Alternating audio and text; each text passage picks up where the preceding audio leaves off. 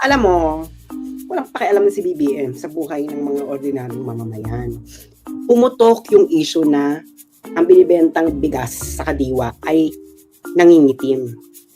May narinig ba kayo kay BBM about that?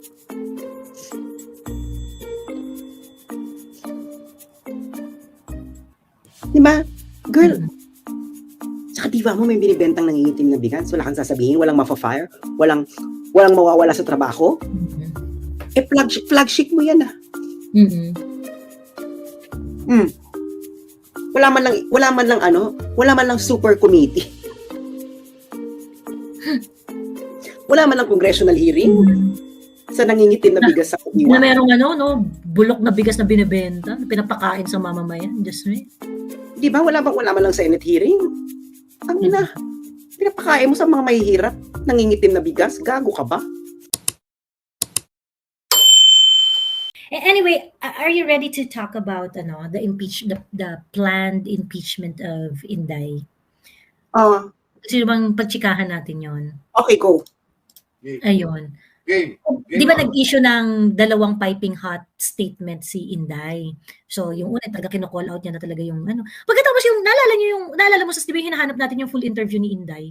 Yung press con niya. Wala akong makita na Ako din, Joey. Hinahanap ko yung full interview, wala din. Oo, patsi-patsi. Yung sobrang putol-putol yung mga interview. Hindi nila... Even sa SMNI, ha? Wala. Ayun. So, ang tawag dito? Ayan, so ngayon din nagsalita na siya at very vocal si Inday. I mean, parang ilang araw pa lang ganun si Inday na pumuputak-putak di ba? Ilang araw pa lang siya pumuputak-putak pagkatapos ang reaction is for her to be impeached. And grabe sunod-sunod yung mga congressmen na talagang putak ng putak na nagagalit sa kanya. Sino ba yun? Teka. I'm sure Joel Chua will be the first in line. Oo. Asan na ba? Zaldico, meron ba din Zaldico? Teka. Sino nga ito? Ay, hindi ko yata na-download yung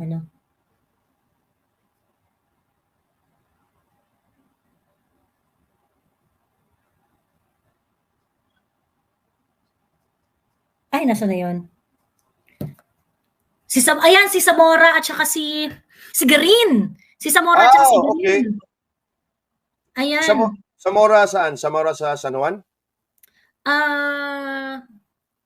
Yung Zamora na babae ba yan? Zamora na babae. Sa ano yan? Zamora. Okay. Rep Zamora. Carmen Zamora yata, oo. San Juan.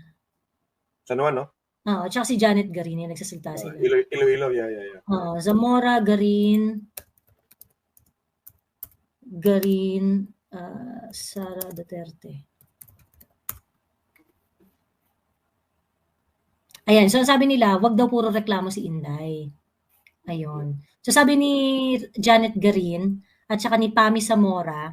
Pami Zamora pala 2nd district ng Taguig. Ayan. Ayan. Kasi ang dami raw complaints ni Inday kagaya raw nung pag budget daw ng DepEd at saka yung kanyang mga security, ganyan. Ayun. Sabi ni Garin, it is clear that DepEd has always received the largest budget. If there were problems, they likely came from a lack of discretion and poor system of implementation. Sabi ni Garin. Finger pointing and blaming others will bring us nowhere. Leadership is all about being captain of the ship. Tangina ni Garin. Being captain of the ship, huh? Wow. If there were issues during VP Sara's tenure as DepEd Secretary, why didn't she raise them when she had the power to make changes? If there was mismanagement, it's time to own up to it and work on real solutions, not just criticize from the sidelines, sabi niya. It's easy to claim a lack of support after the fact, but real leadership is about taking action and making a difference when it matters, not after you've stepped down. DepEd had the resources, yet we saw little improvement in key areas like education quality and infrastructure. Vice President Sara Duterte's criticism, ito naman yung sabi ni Zamora, Vice President Sara Duterte's criticism on issues that range from flood control projects to her reduced security is more polarizing than productive. On flood control, let's not forget that the Dutertes were in full control for 6 years. How can they be sidelined for crucial infra projects? On the matter of her security entourage, the PNP chief, Romel Marbil, has said she still retains almost 390 security personnel. Ito naman mga tangang to. Ito hindi ko magets dito sa mga to, ha? Yung sabi sila 390, yung 390 na yung sa AFP nga yun. PSG yung pinag-uusapan natin dito. Hindi apples to apples ang comparison ninyo. Iba yung PSG, iba yung AFP. Yung VPSPG yun yung inubos kay Inday Sara. Yung AFP, that's different. It is the AFP who's going to decide kung gaano karaming security ang papadala nila sa'yo. Diyos me. Tsaka Joey, hindi lang yan kay Inday Sara, yung 300 plus na yan. Kasama na rin yan, yung all the members of her family. Tapos, naka-deploy na rin yan sa iba't ibang lugar at mag-a-activate lang yan pagka nandun si VP Sara. Tapos, iba-ibang units din sila. May mga K9 units, may mga training units, surveillance units, advanced party, yung mga food taster. Hindi lang yan close-in security na nakikita mo na kasabay niya pag naglalakad siya. Ito yung hindi naiintindihan ng mga bobong putangin ng mga ito eh. So, akala nila yung buong 300 personnel pagka naglakad si or umalis si Inday Sara, nakabuntot yan, puta. True. Diyos ko. Ang alam ko, ang rationale niyan kasi, halimbawa may official na pupunta sa isang probinsya, nagbibigay din yung lungsod ng security. Parang ito ata kay Sara, hindi na kailangan magbigay ng lungsod ng security sa kanya kasi meron na siyang dedicated. So pag magbabiyahe siya, sila na yon. So parang hindi na mag-aambala yung mga cities for her security. Yeah, exactly. Yan ang hindi ini-explain ng mga tonta. Pero na parang ngayon, eto rin naman siguro Madam Inday, no, dapat kasi pag ganyan meron kang cost benefit analysis. Dapat yun ang pinipresenta. Ito ang gastos ng isang lungsod. Pag tuwing may pupuntang mataas na official, ito yung pinoprovide nila. Na ngayon, dahil meron akong dedicated na-activate sila, pag pupunta ako ng ganito, ganyan, ito ang nasi-save. Ganon, madami messaging. Huwag lang akong mo dyan sa mga computation. Humanap ka ng taga-compute. Analyst. Oo. Diba, yun yung yun yung tama. Yung rational. Yes, tama. Tapos yun na nga, kasi nga, protecting the VP Sara is so much different than protecting the previous VP, Leni Robredo, because the level of threat against VP Inday is incomparable to the lack of threat, no, on VP Leni. On other government officials like Leni Robredo, di ba? Because VP Leni is sleeping with the communist terrorist. Inday Sara was demolishing the terrorist movement. Correct. At saka ang kalaban lang po ni Leni, si Crisette. Diba? Hindi niyo po kailangan ng baril kay Crisette. Diba? Kaya niyo pong gapiin si Crisette sa pamamagitan ng lechon. Bigyan niyo lang siya ng lechon, hindi niyo na matitiis yun. Hindi mo na kailangan mag-activate ng PSG doon. Sa inyo? Diba? No? Baga may nakita siyang bag ni Leni, talaga, magkano na? Or yung naka-fur coat. Tapos yung ano pa, yung parang wow, inggit, ganun siguro sa nakalagay presyo ng bag. Hindi, ang hinahide nga nila doon, hindi nila pinafactor in yung number of security pinoprovide ng mga sitting binibisita nila. Yes, tama. I-provide security. Ano sa tingin niyo pag pupunta si Leni sa Naga, yung Naga City, hindi magbibigay ng security. Ang binibilang nila yung security lang na kasama niya araw-araw ni Leni. Hindi nila binibilang yung security na pinoprovide ng mga cities. Correct me if I'm wrong, no? Yung may alam dito sa mga ganitong bagay, di ba? Like for example, itong kasi nga yun ang ano I think Inday should, I think the I think lang Madam VP, this is where your communication team failed. There are two failures. One, na really costing you a lot in terms of PR. One is on the confidential funds. My God, it lingered on for several months without any, without even explaining it to the public well. And I think parang iniiwasan mong masundot nun yung administration Pwede mo naman sabihin, mga pex, nag-request ako, binigay nila. Sila nagbigay niya. Bakit akong sinisisi? Kailangan tong gastusin ng ganitong eksena or whatever. And then second, itong security detail. Dun ka na nasusundot Doon sa mga bagay na mahirap i-explain on the surface. Right.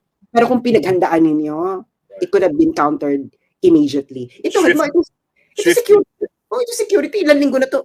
Wala man lang magandang narrative. Ano yan? Mga bakla kayo, itong binagastos ng isang bawat lungsod tuwing may pupuntang VIP. Ako, meron ng dedicated. Pag pupunta ako, sila na dyan, mapupunta, hindi na kailangan magamit ng lungsod kung sinong ganito, ganyan. How much will it cost for a VIP to be accommodated in one LGU visit? Yeah. At wala siyang VP SPG. Oo, kasi pag pupunta ako dyan, i-dedicate nila sa akin yung police nila, nandun. Kaysa naman i-dedicate nila yan sa akin, di dapat, dinideploy na lang yan sa mga deploy, na mga dapat, kung may dedicated na ako, hindi na ako kailangan bigyan ng mga cities na binibisita ako. As simple as that. Pero, I don't know, maybe that's part of the rationale. I don't know. Maybe something else. It could be like that, no? But, ayun na nga, na parang kailangan mo kasing, kung meron kang idea, dapat may mambabato ng idea mo. May mambabato kagad. Alam mo yun, halimbawa sabihin sa akin ni Joey, Sas, gusto ko ganito. Dapat, hindi ako yung, ay madam, magandang idea yan. Hindi pwedeng ganito, dapat ganito kagad. Ay nako madam, titirahin ka ng ganito, anong sasabihin natin? Di ba? So before you execute it, takita mo na dapat yung mga butas ng lahat ng butas. Para kasi kita mo, di ba? Ang dami ginagawa ng OVP ngayon. Ang dami mong satellite offices, di ba? Ang dami mong mas madaling ma-reach yung service yung social services ng OVP, hindi ba? Ngayon, ang na-highlight, itong mga bagay na they are low-hanging fruit because it is out there in the open. It is out there in the open kasi wala ka naman talagang ginagawang masama, VP Sara. Di ba? Kaya nga nila alam na may nag-transfer. Di ba? Nag-gets yun, naalala nyo ba, dinidiscuss namin itong confidential fund na ito. Alam nyo kung saan ito nakita nila Franz Castro? Di ba sila una nag-break nito? Alam mo saan nila ito nakita? Kung anong reference nila? Unang-una, yung website ng OVP. Kung magnanakaw ka, hindi, you will not do that. Right. Nag-gets ninyo? You will not do that. Kaya nga nila nakita yung confidential fund because it was publicly available na nandoon sa transparency site ng OVP na they received this nandun pa nga yung transfer yung buong documentation. Kaya sila nasilip. Kung magnanakaw yung si VP, this is not the actuation. So, someone na magnanakaw, nakaganyan, nakapublish, bago ka bang magnanakaw ka? Kaya sabi ko, sa lahat ng inaakusahan nilang magnanakaw, si VP yung transparent kasi makikita mo sa OVP transparency website yung sinasabi niya. Mga gago ba kayo? Tama. So medyo mahina yung comms team, hindi walang masyadong master sa bardagulan yung comms team ni I think hindi na baril tong dalawang idea na to. Like in the heart. Oo. Hindi sa mahina yung comms team. Hindi na baril ito from the heart. Itong confidential issue. Confidential pero to be fair kasi, yung confidential, nasagot naman yan nasagot yan ni yung lawyer na spokesperson ni VP. Kasi yung confidential fund na sino nga yun? Yung si Attorney Po? Attorney Po ba yun? Ay, no. The other attorney, yung kalbo. In-explain niya yun. Actually, maganda yung explanation niya about it.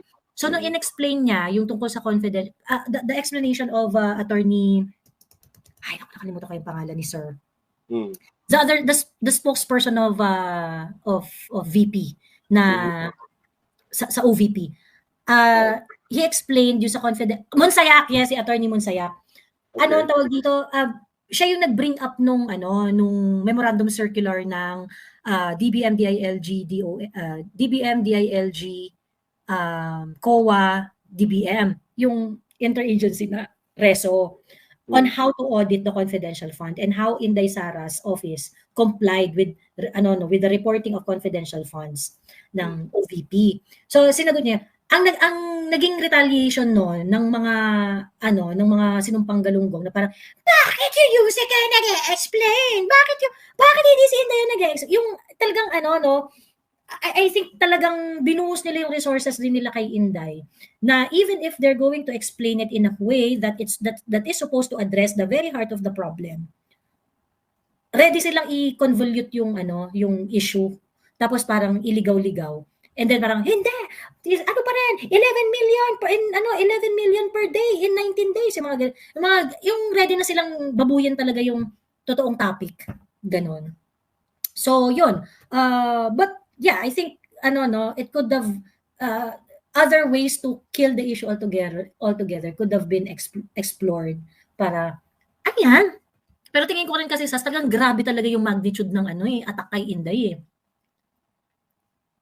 Ano rin talaga yung parang I'm pretty sure sila diyan, yung nag-bullet sila na parang pag ito lumabas na issue, ito yung sagot ineme ganun. Pero grabe rin talaga yung it was planned from the moment it was transferred by the office of the president. Wow. Di ba, naalala mo nung unang issue sa confidential fund, di ba parang tamang hinala talaga tayo na patibong? Patibong yun.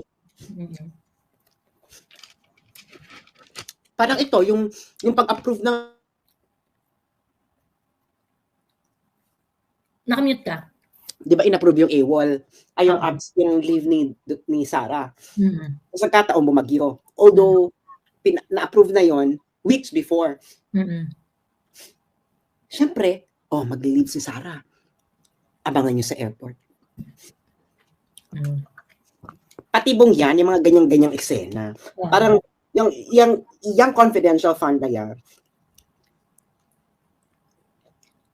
from the moment na binigay yan noong December 19, tumatakbo na yung utak ng black ops. Kasi low hanging fruit yan eh. Ma'am Shi, pag pumalag si Sara sa gagawin natin at gumanto, i-bring up natin the confidential fund kasi magandang issue to. Can you imagine? Kailangan niya itong gastusin in 11 days. Lagi yan, kita makilang pumutok yung confidential fund. After nung tambalaslos. Nasa Davao ka? Nagawang ka? Kumakain ng fruits. Ano ginagawa mo sa Davao? Nagbakasyon. Kakain ng fruits. Matagal ko ng pangarap to, mga kadayawan. Ay, kadayawan pa rin sa Davao? Makikifiesta ako. Kaya merong kaya nakikipagkape si kay Digong kasi kadayawan. Oo nga. Kapag sabi ni may question si Carlex, sabi niya hindi raw ba wrong timing yung impeachment kay Inday. Kasi pag in-railroad din ang impeachment ni VP Sara, kawawa yung kandidato na boboto to convict her. I don't think that's their belief. I don't think yun yung belief nila. Girl, ganito lang yung kasimple. The earlier that they do that, the earlier makakalimutan ng mga tao. Pero mga Pilipino pa.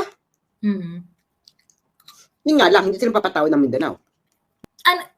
Parang tingin ko, ako ang feeling ko hindi ko alam kung anong mo. I think nire-railroad nila yung impeachment ni Inday because they want to get ahead of people's mass movement. Kapag unang ma-impeach si Inday, tapos hindi nag-percolate yung galit ng mga tao, walang aksyon, walang ganyan. Then that's it, pansit.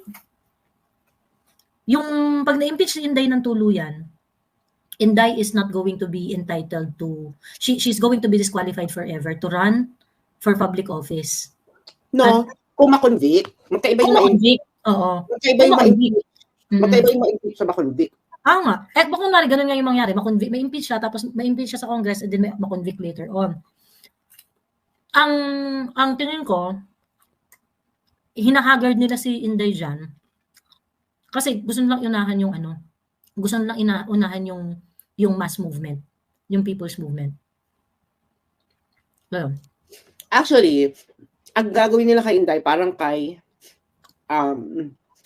Corona, the Corona formula. Oo. Nagets niyo? Ito todo nila yan. Justice Corona formula. Kaya nga 'di ba ang Rappler ngayon, ang Rappler ang malaking ginampanan ng impeachment ni Corona.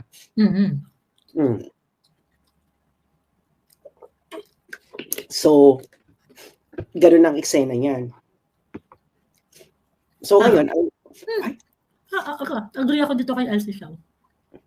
Ito yung hinahabol nila na result. Ito yung gusto nilang mangyari. Remove Inday bilang VP para mawala siya sa line of succession at hindi siya maging rallying cry ng anumang mass movement. So kaya pag hindi nag-percolate yung mass movement just in time to stop this, then it's gonna be very difficult to, kasi yung supposedly na unifying force, which is Inday, wala na. Paano pa irarally ni Inday yung mga tao? Hindi na siya binigyan ng time to do so. Diba? Yun yung hinahabol nila. So, yung parang, hindi sa iboboto dahil, if the entire impeachment process is completed, let's say in a month, you still have like how many months before election? Let's say October, impeach na si Inday. October, filing ng certificate of candidacy. November, December, January, February, March, April, May. 7 months before election. So, ganun ba ka? Baka mamaya after ng next biggest scandal diba, biglang mamanhikan biglang mag-sorry si Chloe sa nanay ni Carlos Yulo, nakabuna na naman yung issue na yan. Issue ng ano? Ha? Issue ng ano? No, kay Inday, for example, kunwari na-impeach si Inday at saka na-convict siya sa Senate. Let's say it's completed by October. It is completed by October. So you have like 7 months before the election, the 2025 election. Actually, pahabain nila yun. Kita mo yung impeachment ni Corona. Gano'ng katagal yung impeachment ni Corona?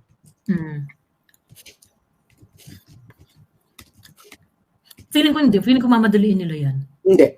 Pag pinadala nila yan, it's gonna work against them No. Ang gusto nila gawin, basain si Inday. Girl, ang impeachment ni Corona umabot ng summer, January, February, March, April, May. 5 months. Kunwari, pinatagal nila.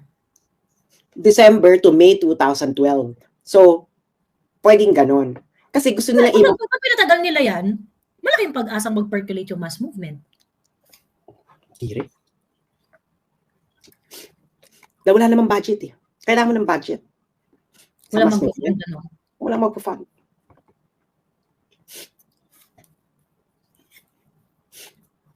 Unless, Paano kung may mag-fund?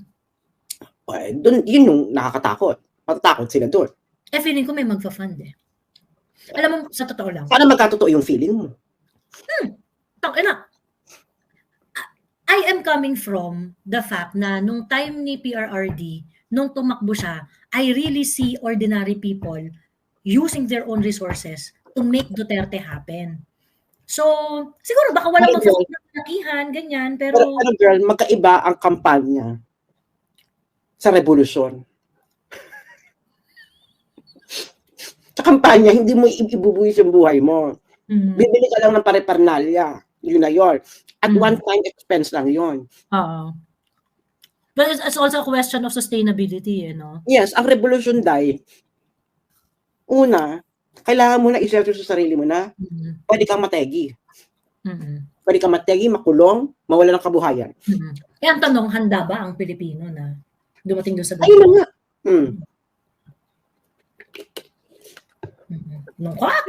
Remember yung mga supporters ni Erap noon, yung mga lumusob sa Malacanang. Ang chismis nga nun, yung iba doon nakabata. Yung iba doon Nakabatak. Kasi nga yung energy nila kaiba yung energy. Oo. Yun ang kailangan meron kang handa ba, 'di ba? Yun ang katanungan are you ready really to sacrifice everything? Mm. Ay, Diba? wala, kaya nothing is happening sa ano natin kasi kulang sa tapang yung muscle. Eh, hindi man masisi maraming ano, pero you know, it will really take certain level of ano no, courage para to make things happen. Well, I think the problem kasi dyan is, you know what, pagdating sa mga political, the Filipinos are, ano naman ipapalit? Ganon. Mm. Alam mo yon na, basta ano yan, very calculating sila. But, I do believe that the storm doesn't happen in a linear way. Mm-hmm. Kasi yung usapan natin ngayon, Joey, very linear eh. Mag-impeachment, mag-trigger ng ganito, and then that's it. But storms don't happen in a linear way. Mm-hmm. Para yung kay Duterte, ina-analyze natin siya ngayon ng pabaliktad. You know, pabaliktad natin siya ina-analyze. It looks linear. Pero during the time, it was not linear. Bigla lang, may ganito. Mm-hmm. Get mo. So yun ang sabi ni Lito Kua, China funds it. China doesn't do that. Mm-hmm. Paunahan si Inday and BBM kung sino una mai-impeach. Ang problem, naku, obvious naman yung sagot dyan sa tanong na yan. Sa mga hindi pa nakakaalam pa, dahil kagigising lang nila siguro after 2 years, pinsan po ni BBM ang Speaker of the House. Oo. Hawak nila ang batas. Ano yung sabi?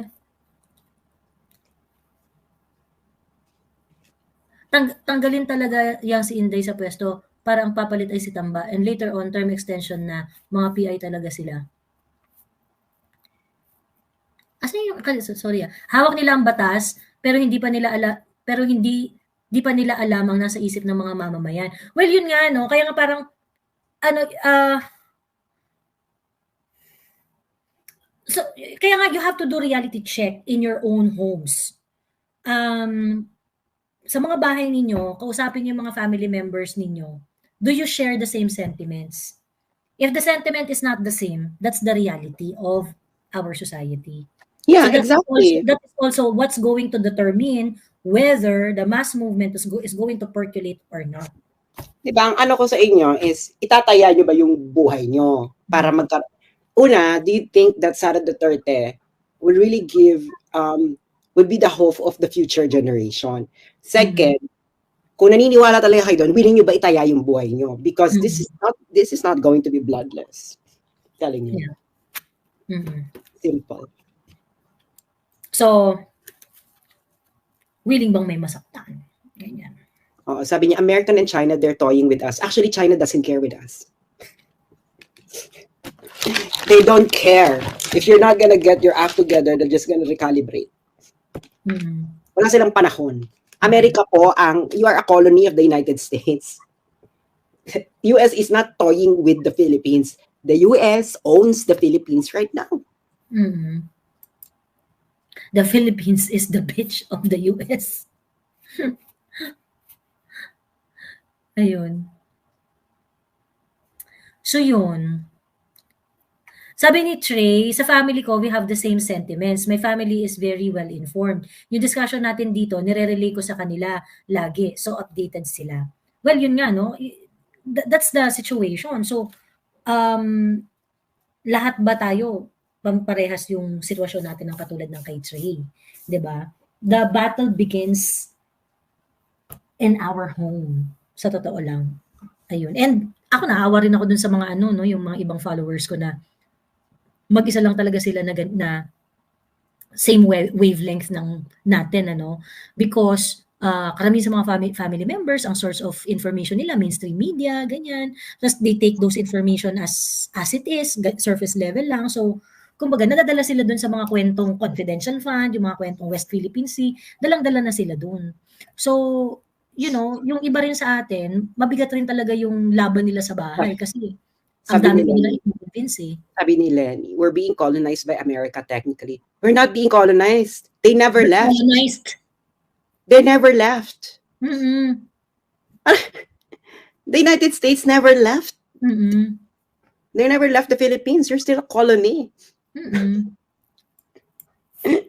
Ano ba? Ano yung history? Did they leave? Oo. Did they?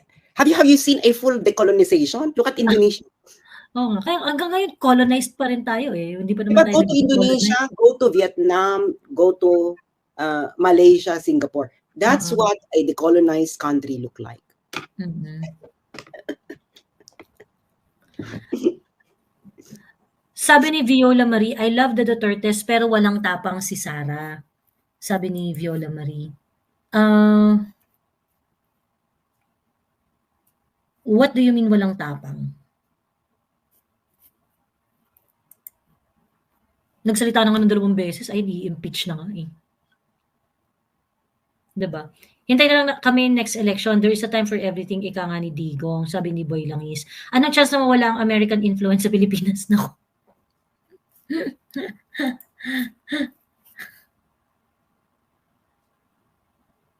Parang, anong chance na hindi ka na mai-impluwensyahan ng best friend mo? Di ba? Pag nag-decide ka na friendship over. Di ba, Elson?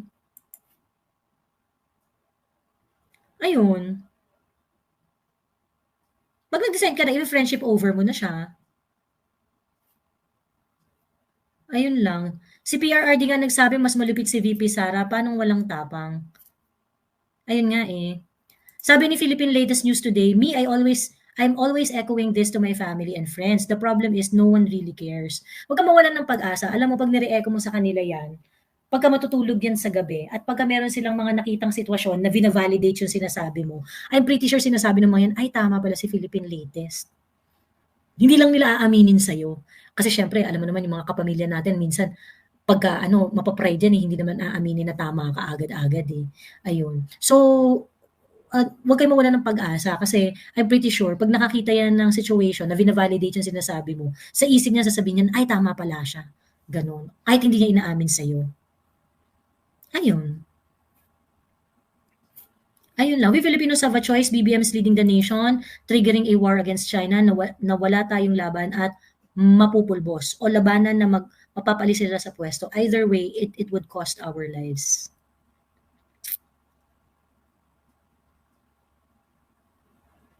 So which one will you choose?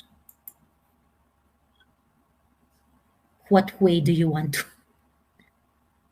What way would you want to give your life away? Alam mo, walang pakialam si BBM sa buhay ng mga ordinaryong mamamayan. Pumutok yung issue na ang binibentang bigas sa Kadiwa ay nangingitim. Mm-hmm. May narinig ba kayo kay BBM about that?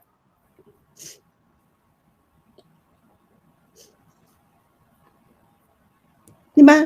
Girl, sa Kadiwa mo may binibentang nangingitim na bigas, wala kang sasabihin, walang mafa-fire, walang mawawala sa trabaho. Eh, flagship mo yan ah. Wala man lang super committee. Wala man lang congressional hearing sa nangingitim na bigas sa Kadiwa. Na merong bulok na bigas na binebenta, na pinapakain sa mamamayan. Just me.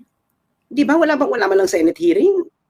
Ang ina, pinapakain mo sa mga mahihirap, nangingitim na bigas, gago ka ba? Hindi ba parang, it is beyond inhumanity. Oh, hindi rin siya nagsalita dun sa disinformation campaign ng US military. Namatay yung mga Pilipino, dead. Inano din nila, kinover up din nila. Sabi, ay, hindi totoo yan. Tangina, no? Yung, tapos may nag-leak sa akin, na nilik din pala kay Joey. Nilik ba yun sa'yo, Joey? Yung sa DND, yung... DND. Alin yung sa misinformation? Oo. Hindi, yung document mismo? Hindi, yung document hindi. Kinwento lang sa akin. Di ba? Oh. These are the things that the people need you to be on their side. Oo. Kaya nga, hashtag protect the people. Kaya nga, alam mo yun na, sino yung protector ng people? Bakla flagship project mo, nagbibenta ng maitim na bigas. Oo. Na may hirap. Na mga bumoto kayo, tapos deadma ka.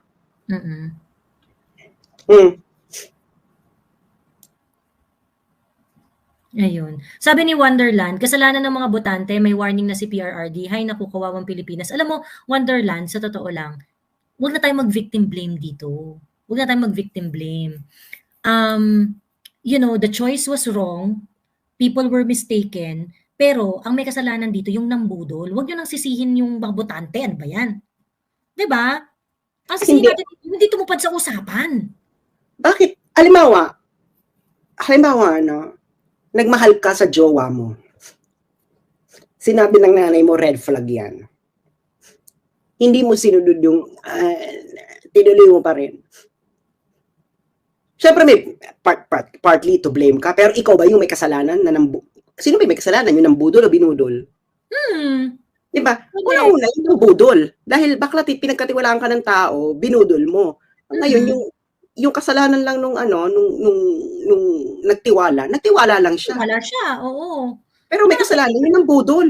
Oo, tigil-tigilan yun yung mga ganyang comment, yung kasalanan ng mga bumoto, may learning na ang may kasalanan dito, yung kriminal at ang kriminal dito, yung nanloko. Diba? Siyempre, anin ka lang. Hindi yung naging may kasalanan. Tigil-tigilan yung mga ganyang hirit. Siyempre, sa totoong buhay, no, sasabihin natin yung kaibigan natin, ay gaga ka rin kasi. Oo. Pero, ikaw magagalit ka dun sa kaibigan mo. Hindi ka dun sa kaibigan mo magagalit ka dun sa nanloko. Pero between the two of us, okay, sige, yan, may mali talagang choice, ganyan, ineme. Pero ang totoong mali dito, yung nambudol. 'Di ba? Ang totoong mali dito, yung nanloko at ng gago ng tiwala ng mamamayan. So parang tigil-tigilan niyo na yung mga ganung comment na kasalanan ng mga ganun. Yung parang box kung kunwari, yung salitang ganun, pang close friends yun eh. Pang close friends, yung kunwari yung parang, kunwari si Sas, yung ginawa pa niya yung jowa niyang nambubugbog, ganyan. Tapos sasabihin ko sa kay Sas na parang, kasalanan mo naman kasi alam mo naman nambubugbog, pumunta-punta ka pa dyan. You know, but that is a conversation reserved for really intimate relationship, intimate friends. However, we're talking about public accountability here. So kumbaga parang wag niyong dalhin doon yung sa ganung klaseng usapan, doon sa usapan na may public accountability dapat. Kasi parang nada-downplay yung kasalanan ni BBM eh. Siya naman talaga may kasalanan. Hindi alam mo, kaya yung mga politiko na namimihasa silang mga mangako, tapos hindi nila tutuparin yung pangako nila. Kasi ang sinisisi ng mga tao, yung botante, hindi yung politiko. Hindi ka na alam ng mga politiko na, okay lang na hindi ko to pa rin yung pangako ko kasi ang sisisihin lang din naman ng mga botante, yung mga botante. Alam mo yun? Hindi ako sisihin. Totoo. And I think sabi ko nga before ako nagpunta ng airport papuntang Cebu, minute ko si yung aking kababayan na kauuwi lang galing Australia. Pero pag sabi ko, alam mo tita, sabi kong gano'n, feeling ko itong budol-budol storya na to. Ano nila to pinlano, parang minsan naiisip ko parang pinlano nila to 'di ba? Pinlano nila to. Kasi alam mo yung Sas, yung mga Pilipino, pagka nagkamali siya, ina-abandon niya yung responsibilidad niya. Like in this case, 'di ba, 31 million yung nabudol. 31 million yung nabudol. No, yung 31 million yan, nakipagbardagulan yan ng eleksyon, may mga nakaaway yan, may mga nakasagutan yan sa workplace, within the family, meron yung mga kaibigan na hindi na kinikita dahil magkaiba sila ng politika and whatnot, ganyan. So, kumbaga parang intense sila ng eleksyon. Pagkatapos, ganito na yung nangyayari. Nag 180 degrees si BBM, hindi niya tinupad yung mga pangako niya and whatnot. Yung mga bumoto kay BBM na pahiya. So ngayon, yung mga tao na very active nung election, many of them do not want to make any comment right now kasi napahiya sila. Na parang, ayoko na lang muna makisali sa politika kasi napahiya ako eh. Yung hindi mo ma-accept na nagkamali ka. Ganon. And that is precisely because, kasi nga, ang mga tao na, yung kagaya nung kanina, nakasalanan nyo kasi binoto nyo, ganyan. they do not want to admit na nagkamali sila kasi nga merong mga ganyan. Hindi. Diba? This all boils down to the kind of political system we have. Mhm. No? Pag parliamentary system ka, you vote according to policy. Okay? Alam mo si Joey, ito ang policy ng party. Okay? Mhm. I-vote ko yan. Once the party is not delivering those promises, hindi ko kasalanan yun, bakla. Kasalanan yun ng party, hindi nyo ginagawa yung pinangako ninyo eh. So kayo, next time, mapipinalize kayo ng mga botante, hindi na sila buboto. Mhm. Magiging mababa yung botante mo, hindi ka magkakaroon ng parliament seats. Nagigets mo? Bakit sa tingin ninyo sa UK nakailang palit na sila ng prime minister? Kasi nga boba, incompetent. Hindi kasalanan ng botante na binoto nila tong political party na to. Mhm. Nagigets mo? Kasalanan ng political party, naggago sila. Correct, oo. Kaya nga kita binoto kasi nga yan yung policy binenta mo sa akin eh. Ngayon kung ano to na kailangan may bolang kristal ako, hindi bubudulin ako nito, ayun yung mahirap no na ngayon hindi mo tinutupad yung pinangako mo, kasalanan ko pa. Bakla ikaw yung tinutupad, dapat ikaw yung umalis diyan. Mhm. Diba? Yun yung problema sa ating sistema, no? Sa parliamentary system. Halimbawa sa which is, a very poor copy of the US presidential system. It's the same dynamics, pero ayun nga, wala talagang kasiguruduhan. Mhm. Kaya nga mas maaga, mas bongga pa nga yung mga authoritarian. The authoritarian governments, they have to deliver. Mhm. And if they don't deliver public goods, Then that's just tyranny, di ba? tatanggal ka kasi magre-revolt yung mga tao. Gago ka pa, authoritarian ka, hindi ka pa nagbibigay ng public goods. Gago ka ba? Mhm. Alam mo, yun inabuso mo. So, ano ka ngayon? Walang kawala ngayon. Ito, sinagot pala ng DA, yung mabaho at maanong bigas, ito last month. I-play mo. Tingnan mo yung sagot nila. Sige. Nasa private. Ito, teka.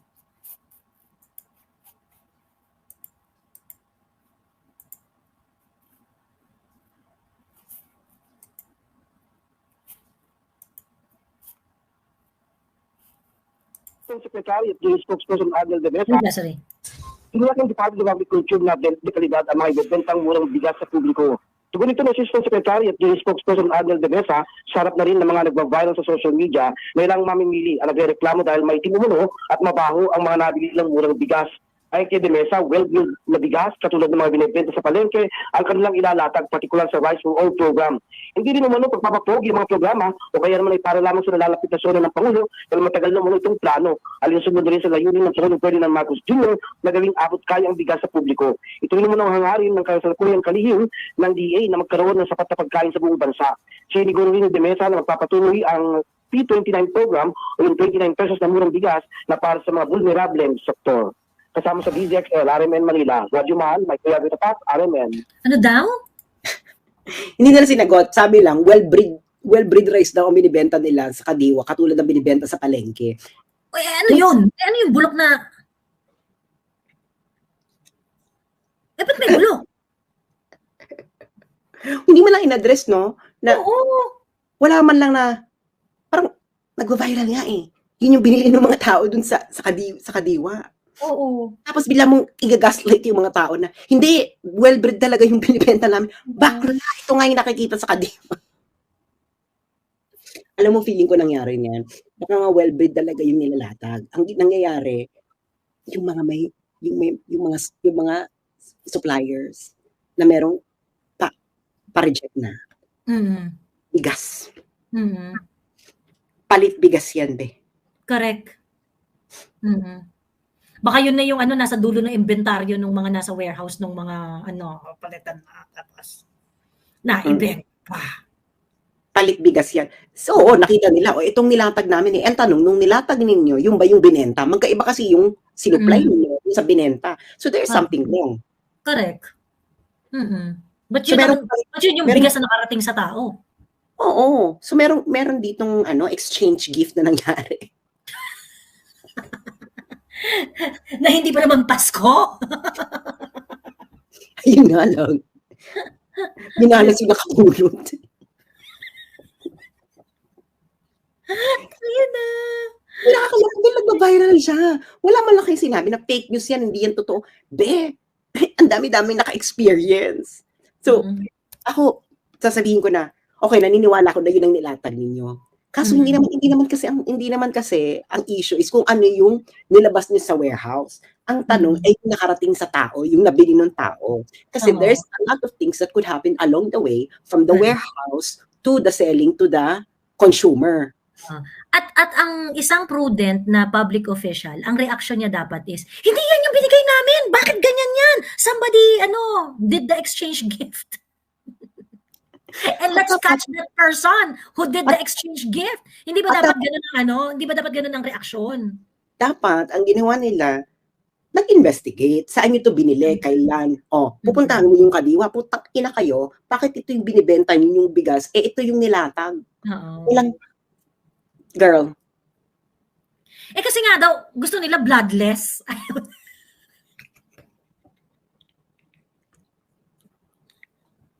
Ayaw nila ng gulo.